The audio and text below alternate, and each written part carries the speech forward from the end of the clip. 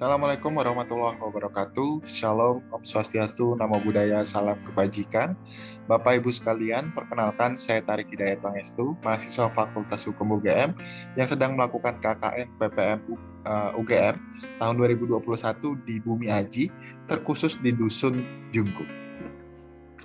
Pada kesempatan kali ini saya akan berbagi sedikit ilmu yang saya dapatkan di bangku perkuliahan dalam kegiatan penyuluhan pembuatan kontrak dan mekanisme penyelesaian sengketa kontrak yang bisa membantu Bapak dan Ibu sekalian dalam kegiatan bisnis yang dilakukan sehari-hari. Baik, mungkin kita bisa langsung mulai. Yang pertama, terkait apa sih yang dimaksud dengan kontrak itu sendiri. Bapak Ibu sekalian tentu sering mendengar apa yang dimaksud dengan perjanjian, kemudian apa itu kontrak. Pada intinya antara perjanjian dan kontrak itu merupakan hal yang sama. Namun ada beberapa perbedaan, di mana perjanjian itu sendiri sebagaimana diketahui, setidak-tidaknya ada dua pihak atau lebih yang saling mengikatkan diri untuk melakukan sesuatu ataupun menerima sesuatu. Nah, dalam konteks kontrak, maka kontrak adalah perjanjian dalam bentuk tertulis yang pada prinsipnya adalah untuk mengakomodir kepentingan, hak maupun kewajiban dari para pihak yang melakukan atau yang membuat kontrak itu sendiri. Dalam konteks ini, kontrak harus menguntungkan kedua belah pihak, misalnya dalam kegiatan transaksi bisnis, misal dalam kontrak jual beli dan lain sebagainya. Kemudian Bapak Ibu sekalian, ada beberapa karakteristik kontrak yang sebagaimana kita ketahui. Yang pertama adalah adanya mutual consent atau kesepakatan dari masing-masing pihak.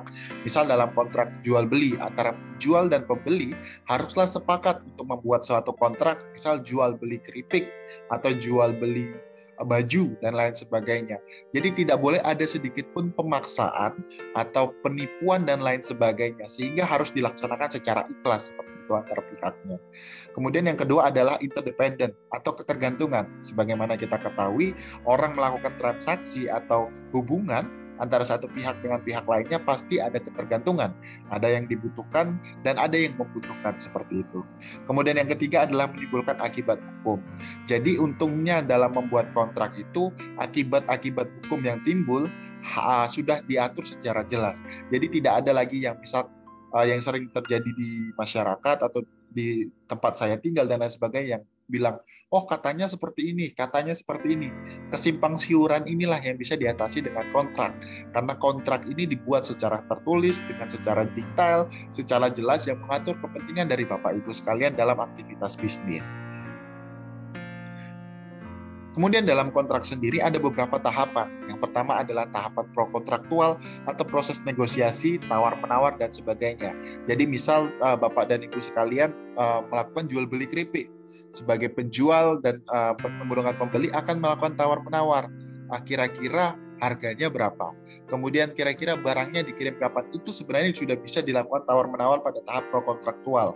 Sehingga nanti pada tahap kedua, yaitu tahapan kontraktual, hasil dari nawar-menawar ini bisa dimasukkan di dalam dokumen, suatu dokumen tertulis yang bisa Bapak Ibu sekalian baca dan lain sebagainya. Sehingga ada ketentuan-ketentuan yang jelas seperti itu. Misal harganya 2 juta atau 20 juta dan sebagainya. Jadi itu tertulis dengan jelas. Sehingga ketika ada yang berbeda dari hal tersebut, itu bisa dikatakan ada yang melanggar kontrak secara jelas gitu. Jadi tidak ada multitafsir atau kesimpang siuran seperti itu. Kemudian tahap yang ketiga setelah membuat kontrak yaitu pelaksanaan. Jadi apa saja pasal-pasal yang dituangkan di dalam kontrak itu harus dilaksanakan, baik hak maupun kewajiban oleh masing-masing pihak. Kemudian Bapak Ibu sekalian, saya juga perlu sedikit berbagi mungkin, yaitu terkait syarat sahnya kontrak. Jadi ada di pasal 1320 Kitab Undang-Undang Hukum Perdata yang membagi syarat sah kontrak menjadi syarat subjektif dan syarat objektif. Syarat subjektif terdiri dari dua, yaitu adanya kesepakatan dan adanya kecakapan. Kesepakatan sebagaimana telah saya sampaikan, yaitu masing-masing pihak tidak boleh saling memaksa. Misal sebagai penjual, saya memaksa pembeli untuk membuat kontrak dengan saya, itu nggak bisa. Nanti konsekuensinya akan saya sampaikan. Kemudian ada kecakapan. Saat ini, kecakapan ini misal dia sebagai orang yang dewasa. Dewasa menurut Undang-Undang Perkawinan saat ini adalah 19 tahun. Jadi di bawah itu bisa dikatakan tidak cakap. Begitu pula dengan orang dengan gangguan kejiwaan atau dalam konteks ini kita bisa lihat orang dengan gangguan kejiwaan atau orang dengan gangguan jiwa tentunya tidak bisa bertindak untuk dirinya sendiri sehingga membutuhkan wali. Karena dia mungkin tidak bisa membedakan mana yang baik, mana yang buruk. Mungkin saja seperti itu, meskipun tidak semuanya seperti itu. Nah, jika syarat subjektif ini dilanggar, konsekuensinya adalah suatu kontrak tersebut dapat dibatalkan.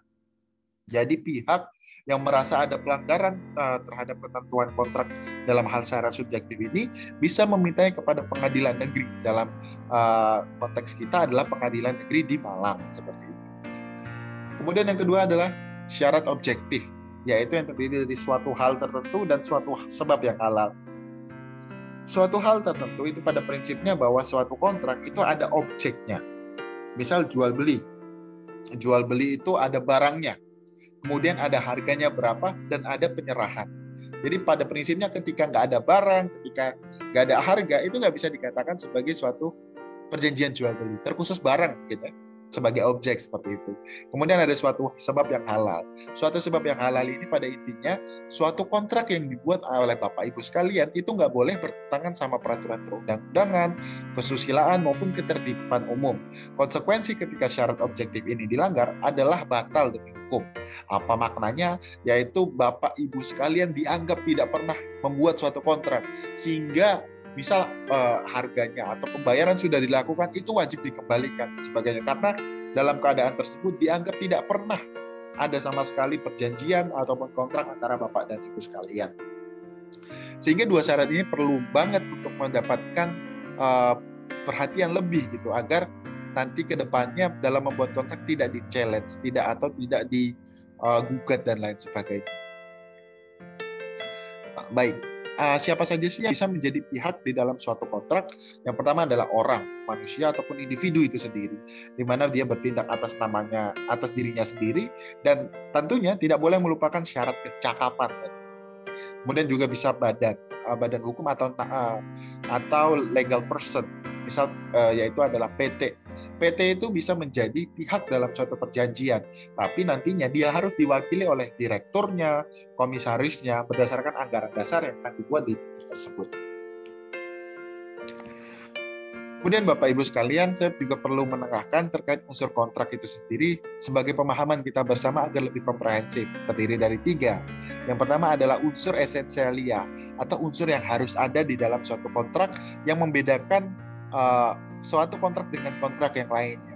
Misal perbedaan antara perjanjian jual beli maupun atau kontrak jual beli dengan kontrak sewa menyewa. Dalam kontrak jual beli ada setidaknya 3 unsur esensialia, yaitu ada barang, kemudian ada harga, kemudian ada penyerahan. Jadi barang tersebut harganya berapa, ketika sudah deal maka akan diserahkan kepada pembeli. Ini yang membedakan dengan kontrak sewa menyewa katakanlah. Kontrak sewa menyewa juga ada barangnya, juga ada harganya, namun ada jangka waktu tertentu, di mana ketika jangka waktunya sudah melewati, maka barang tersebut harus dikembalikan lagi. Jadi bisa dilihat perbedaannya adalah dari unsur esensialia tersebut. Kemudian yang kedua ada unsur naturalia atau unsur yang sebenarnya sudah diatur di peraturan perundang-undangan. Kemudian ada unsur aksidentalia yang kebalikan dari naturalia, di mana unsur ini mengamanatkan kepada Bapak dan Ibu sekalian bisa untuk mengatur segala sesuatunya di dalam kontrak berdasarkan asas kebebasan berkontrak. Jadi Bapak Ibu bisa mengatur terkait sistem pembayaran atau cara pembayaran, bisa dengan cash, bisa dengan online, dan lain sebagainya. Ini kebebasan dari Bapak Ibu, asalkan tadi tidak bertentangan dengan peraturan perundang-undangan seperti itu. Oke, mungkin kita bisa langsung masuk terkait bagian-bagian atau anatomi dari kontrak Bapak Ibu sekalian. Yang pertama adalah judul kontrak. Judul kontrak ini adalah kepala kontraknya. Jadi Bapak dan Ibu sekalian sedang membuat perjanjian atau kontrak apa sih? Misal perjanjian jual beli, perjanjian sewa beli, perjanjian kerjasama, dan lain sebagainya. Judul kontrak ini harus sinkron dengan isi kontraknya nanti. Misal terkait perjanjian jual beli, nah nanti isinya juga nggak boleh terkait sewa menyewa, nggak boleh. Misal terkait dengan atau sewa guna usaha, itu nggak boleh juga. Jadi harus sinkron antara judul dengan isi-isinya. Misal contoh lain, ada pedagang atau penjual keripik melakukan perjanjian jual beli. Jadi judulnya adalah perjanjian atau kontrak jual beli keripik antara Bapak X dengan Ibu Y seperti itu. Itu di dalam kontrak. Jadi menurut terkait judul kontrak masih bisa kita sederhanakan seperti itu Bapak Ibu sekalian. Kemudian ada yang kedua yaitu awal akta. Ya ini bagian setelah judul yang menerangkan tanggal, waktu maupun tempat dibuatnya kontrak. Misal saya tinggal di Junggo seperti itu. Jadi tinggal membuat bahwa pada hari ini tanggal 29 atau dalam hal ini pada hari Kamis tanggal 29 Juli 2021 bertempat di katakanlah di kantor dusun dari Junggo, ditandatangani perjanjian atau kontrak antara saya nanti disebutkan yaitu di bagian komparisi atau para pihak, yaitu menyebutkan pihak-pihaknya secara jelas yang harus teliti, harus kewenangannya bertindak seperti apa, yang contohnya ini. Jadi tadi kan seperti yang tadi di awal akta pada hari Kamis 29 Juli 2021 bertempat di kantor dusun Junggo, dibuat perjanjian atau kontrak jual beli antara nama seperti ini, Tuan Mahmud, umur 52 tahun, pekerjaan pedagang, alamat di Jalan Mawar Solo, selanjutnya disebut pihak pertama. Dan Tuan Rian, usia sekian, selanjutnya disebut pihak kedua. Mungkin ini juga bisa ditambahkan NIK atau keterangan-keterangan lain yang agar lebih jelas siapa sih yang membuat perjanjian, sehingga tidak ada error in persona atau kesalahan orang dan lain sebagainya yang tadi berhubungan dengan syarat subjektif itu sendiri. Nah, jadi di situ Bapak Ibu sekalian, jadi nanti pihak pertama misalnya ini sebagai penjual atau pihak kedua sebagai pembeli seperti itu. Jadi di bawah-bawahnya nyebutnya tinggal pihak pertama maupun pihak kedua. Kemudian selanjutnya ada yang namanya premis akta atau keadaan-keadaan kenapa Bapak Ibu sekalian membuat perjanjian. Bisa juga berisi ketentuan peraturan perundang-undangan dan lain sebagainya. Misal sebagai penjual, pihak pertama membutuhkan dana yang besar untuk membangun bisnis sehingga menjual banyak keripik seperti itu. Begitu juga pihak kedua sebagai pembeli membutuhkan bahan baku atau bahan pokok untuk menemani PPKM, sehingga berdasarkan hal-hal tersebut maka para pihak bersepakat untuk membuat suatu kontrak. Nah, seperti itu di bagian premis Bapak dan Ibu sekalian. Setelah premis, maka masuk ke bagian yang sangat substansial di dalam kontrak, yaitu isi akta atau isi kontrak itu sendiri. Bisa terkait harga, barang, pengiriman, uang prestasi, keadaan kahar maupun penyelesaian sengketa maupun bagian-bagian lain yang dirasa perlu untuk diatur. Jadi ini bebas mau diatur apa aja yang pokoknya berkaitan dengan kontrak. Misal terkait perjanjian jual beli lagi ya Bapak Ibu sekalian, terkait harga. Misal harganya keripik tadi berapa? 200.000 per box atau per apa seperti itu. Kemudian pengirimannya mau kapan? Kemudian kalau ada halangan mengirim apakah ada toleransi waktu? Kemudian apabila ada pelanggaran kewajiban pengiriman, gimana cara Bapak Ibu sekalian menyelesaikan sengketanya, bisa dengan musyawarah dan sebagainya. Atau juga Bapak Ibu juga bisa mengatur mengenai banyak jangka waktu berlakunya kontrak, kemudian juga bisa juga mengatur hal-hal terkait berapa rangkap kontrak ini dibuat dan sebagainya. Jadi pada intinya isi ini adalah untuk melindungi kepentingan dan hal-hal yang perlu diatur oleh para pihak agar benar-benar jelas seperti itu. Tidak ada katanya gini kok, katanya gini, itu nggak ada.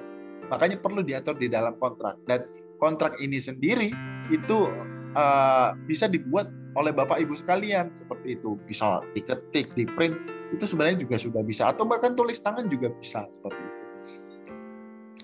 Nah, karena tadi saya sempat ngebahas mengenai penyelesaian sengketa Bapak Ibu sekalian, ada beberapa setelah saya lakukan riset di Dusun Junggo maupun di Batu maupun di Malang yang berdekatan, ada beberapa penyelesaian sengketa yang sebenarnya Bapak Ibu bisa tempuh. Yang pertama jelas yaitu musyawarah atau mufakat sesuai dengan budaya bangsa kita seperti itu. Jadi nanti ada di isi kontrak yaitu pasal mengenai penyelesaian sengketa. Misal dengan musyawarah mufakat yang pertama ya, Bapak Ibu antara pihak pertama tadi sebagai penjual dengan pihak kedua melakukan musyawarah untuk mencapai mufakat terlebih dahulu. Nah, apabila tidak terpenuhi, bisa ada banyak varian-varian yang bisa Bapak Ibu pilih. Misal dengan mediasi. Mediasi itu pada intinya ada pihak ketiga yang membantu menengahi, seperti itu dalam sengketa Bapak Ibu sekalian. Kalau di Kota Batu maupun di Malang itu sendiri ada beberapa mediator-mediator. Namun pada prinsipnya sebagai mediator itu bisa dari siapa aja sebenarnya yang bisa menengahi itu sendiri, menengahi sengketa itu sendiri. Bahkan ketika Bapak Ibu sekalian menempuh skema litigasi atau melalui pengadilan dengan adanya gugatan perdata berdasarkan Perma nomor 1 tahun 2016 atau peraturan Mahkamah Agung, itu harus didahului dengan mediasi. Siapa mediatornya? Hakim, gitu, Bapak Ibu sekalian. Kemudian ada juga alternatif penyelesaian sengketa lain seperti konsiliasi yang sebenarnya mirip dengan mediasi, namun dalam konteks ini konsiliator atau orang yang menengahi itu bersifat lebih aktif, menyarankan A, menyarankan B, menyarankan C, dan sebagainya. Kemudian ada arbitrase yang biasanya juga untuk bisnis yang lumayan besar dan bersifat rahasia, biasanya di arbitrase. Mekanisme penyelesaian sengketa yang ada di layar ini bisa Bapak Ibu pilih mana yang lebih ideal. Namun jika saya boleh menyarankan, jika memang misal perjanjian jual belinya belum terlalu besar dengan harganya juga belum terlalu tinggi dalam kontrak, itu bisa menggunakan musyawarah untuk mufakat, kemudian dilanjutkan dengan mediasi seperti itu. Meskipun tidak menutup kemungkinan dilakukan gugatan wan prestasi atau cedera janji apabila ada pelanggaran kontrak di Pengadilan Negeri Perdata, dalam hal ini Pengadilan Negeri Malang. Nah, selanjutnya nih, tahapan terakhir adalah pembuatan kontrak, yaitu akhir akta, yaitu berisi menyebutkan tujuan dibentuknya akta. Kemudian memenuhi Undang-Undang Nomor 13 Tahun 85 tentang biaya materai. Nah, di sini saya perlu tengahkan Bapak Ibu sekalian, ketika membuat suatu kontrak itu tidak perlu sebenarnya ada materai, karena banyak mitosnya yang mengatakan bahwa ketika nggak ditempelin materai ini nggak sah. Sebenarnya itu salah. Bapak Ibu sekalian menandatangani kontrak saja dengan pihak lain tersebut itu sudah mengikat dan harus ditaati oleh Bapak Ibu sekalian. Adanya materai itu cuma atau hanya sebagai alat pembuktian di pengadilan ketika ada sengketa. Namun tidak perlu khawatir ketika membuat suatu kontrak belum ada materainya, katakanlah seperti itu, nanti materainya itu bisa disusulkan kalau ada sengketa. Jadi saya perlu luruskan bahwa faktanya memang saat ini bahkan sedari dulu membuat perjanjian atau kontrak tidak perlu harus ada materai seperti itu Bapak Ibu sekalian. Nah, yang penting ada tanda tangan, nama terang dan lain sebagainya. Itu yang penting sebenarnya. Jadi pada akhir akta itu sebenarnya seperti itu, ada tanda tangan, kemudian tujuan dibuatnya kontrak, dibuat rangkap dua dan lain sebagainya. Nah, untuk itu mungkin itu saja yang bisa saya sampaikan. Nantinya ketika Bapak Ibu sekalian ada pertanyaan, bisa untuk menghubungi saya melalui link yang akan saya share di grup nanti. Semoga apa yang saya sampaikan, sedikit yang bisa saya sampaikan ini bisa memberikan manfaat kepada Bapak Ibu sekalian dalam melakukan kegiatan bisnis ataupun kegiatan-kegiatan lain yang memang membutuhkan kontrak Bapak Ibu sekalian. Jadi tidak perlu khawatir untuk membuat kontrak, karena itu akan membantu Bapak dan Ibu sekalian dalam memberikan kepastian hal-hal apa saja yang bisa didapatkan dan hal-hal apa saja yang harus dilakukan, serta hak dan kewajiban yang lebih jelas antar para pihak sendiri. Mungkin sekian dari saya. Wabillahi taufiq wal hidayah. Wassalamualaikum warahmatullahi wabarakatuh. Shalom. Om Santi Santi Santi Om. Namo Buddhaya. Salam kebajikan. Terima kasih Bapak dan Ibu sekalian.